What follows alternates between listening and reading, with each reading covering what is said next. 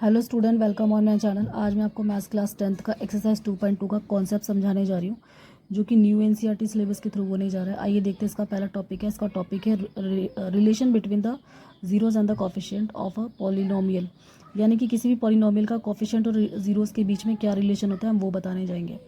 आइए देखते हैं रिलेशनशिप क्वाड्रेटिक पॉलिनोमियल। ये मान लीजिए कि एक ए एक्स का square plus B X plus C जो है वो एक क्वाड्रेटिक पॉलिनोमियल का एक एग्जाम्पल है, या फिर कहेंगे हम क्वाड्रेटिक पॉलिनोमियल का फॉर्मूला है। तो ज़ीरोज़ क्या होते हैं, जो भी इसके फैक्टर निकल के आते हैं उसको हम ज़ीरोज़ कहते हैं। और कॉफिशिएंट क्या होता है, एक्स के स्क्वायर के आगे जो भी नंबर होता है वो एक्स के स्क्वायर का कॉफिशिएंट होता है, और जैसे कि ए, और एक्स के आगे जो भी नंबर होता है उसको हम बी के एक्स के कॉफिशिएंट बोलते हैं, और सी जो होता है वो स्टैंडर्ड फॉर्म में होता है। आइए देखते हैं इसके रिलेशनशिप कैसे हैं। जैसे कि सम ऑफ इट्स ज़ीरो, यानी कि अगर कोई क्वाड्रेटिक पॉलिनोमियल है उसके हम ज़ीरो का सम करते हैं, जैसे कि अल्फ़ा प्लस बीटा, ये दो ज़ीरोज़ है इसके क्वाड्रेटिक पॉलिनोमियल के, तो हम इसको सम करेंगे तो वो इक्वल होगा माइनस के बी अपॉन ए। बी क्या है, कॉफिशिएंट है एक्स का, और ए क्या है, कॉफिशिएंट है एक्स स्क्वायर का।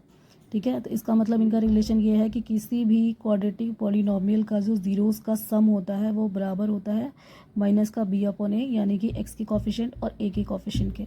इसी तरीके से प्रोडक्ट ऑफ इट ज़ीरोज़, यानी कि किसी भी क्वाड्रेटिक पॉलिनोमियल का जो ज़ीरो का प्रोडक्ट होता है, यानी कि अल्फ़ा मल्टीप्लाई बीटा, वो बराबर होता है सी अपॉन ए के। सी क्या होता है, इसी क्वाड्रेटिक पॉलिनोमियल का स्टैंडर्ड फॉर्म होता है, और ए क्या होता है, ये एक्स का स्क्वायर होता है, यानी कि एक्स स्क्वायर का कॉफिशिएंट होता है।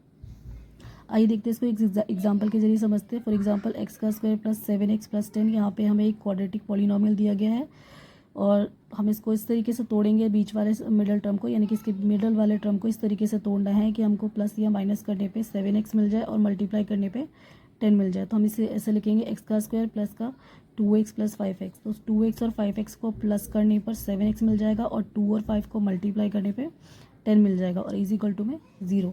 अब इसको हम कैसे लिखेंगे कि इसके फैक्टर्स हो जाएं, यानी कि एक्स स्क्वायर को इस तरीके से लिखेंगे कि एक एक्स बाहर ले लेंगे, एक अंदर ले लेंगे, तो एक्स को एक्स से मल्टीप्लाई करेंगे तो एक्स का स्क्वायर आ जाएगा, फिर एक्स को 2 से मल्टीप्लाई करेंगे तो यहाँ पे 2x बन जाएगा। इसी तरीके से यहाँ पे 5x प्लस 10 के फैक्टर कर लेंगे, 5 को बाहर निकालेंगे और इसको अंदर को x ले लेंगे, 5 को x से मल्टीप्लाई करेंगे तो यहाँ पे 5x आ जाएगा, और प्लस अंदर 2 ले लेंगे तो 5 को 2 से मल्टीप्लाई करेंगे तो 5 2 जो 10 आ जाएगा, इज इक्वल टू में 0।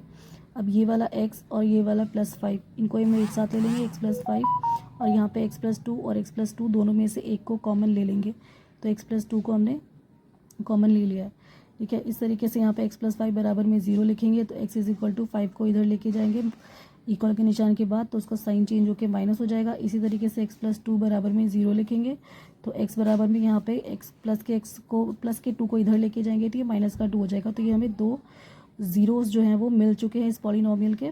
अब ये दोनों ज़ीरोज़ को हम अल्फ़ा और बीटा से डिनोट करेंगे। आइए देखते हैं नेक्स्ट पेज पर कि अल्फ़ा इज इक्वल टू में माइनस का 5 हो जाएगा और बीटा इज इक्वल टू में माइनस का 2 हो जाएगा। अब इनका रिलेशनशिप दिखाएंगे, यानी कि अल्फ़ा प्लस बीटा, यानी कि अल्फ़ा बीटा को जब हम जोड़ेंगे, यानी कि माइनस का 5 प्लस माइनस के 2 को ऐड करेंगे तो आएगा माइनस का 7 अपॉन में 1, जो कि इक्वल है माइनस के बी अपॉन ए के। माइनस का बी क्या था, एक्स का कॉफिशिएंट था, यानी कि 7 जो था वो एक्स का कॉफिशिएंट था, और अपॉन में ए यानी कि 1 वो एक्स स्क्वायर का कॉफिशिएंट था।